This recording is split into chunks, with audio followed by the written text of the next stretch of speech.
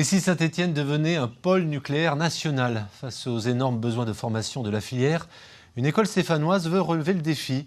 L'ISTP, c'est son nom, forme déjà près de la moitié des professionnels du nucléaire en France. Elle compte doubler sa capacité dans les 3 ans qui viennent. Clémence Delarbre et Damien Grosson. Nous sommes ici dans un chantier école, notre chantier école, qui reproduit un environnement nucléaire, donc principalement un morceau de bâtiment réacteur, et qui permet aux élèves de se former en simulation dans les vraies conditions nucléaires. Après d'âpres débats politiques, la filière nucléaire est désormais considérée comme enjeu de souveraineté nationale. Conséquence, un plan de maintenance des réacteurs partout en France et un projet de PR dans le budget, à l'image du nouveau type de réacteur inauguré aujourd'hui en Normandie. Il faut donc former 10 000 techniciens et ingénieurs d'ici 2033.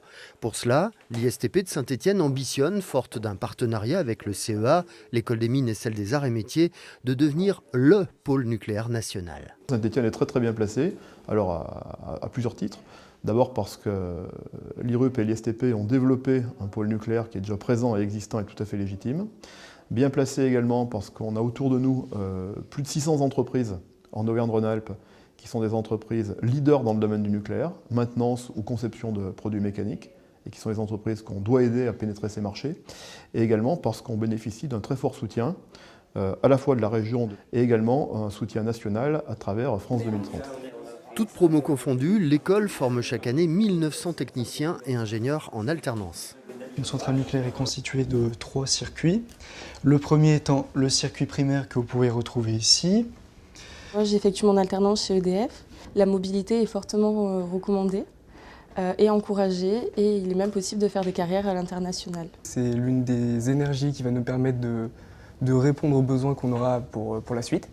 Et donc pour moi, c'est justement effectivement l'une des voies qu'il faut prioriser à l'heure actuelle. La filière nucléaire de l'école assure 40% des besoins de formation en France. Elle verra le nombre d'élèves doubler à la rentrée de septembre. Pour réaliser cette expansion, il faut de nouveaux locaux.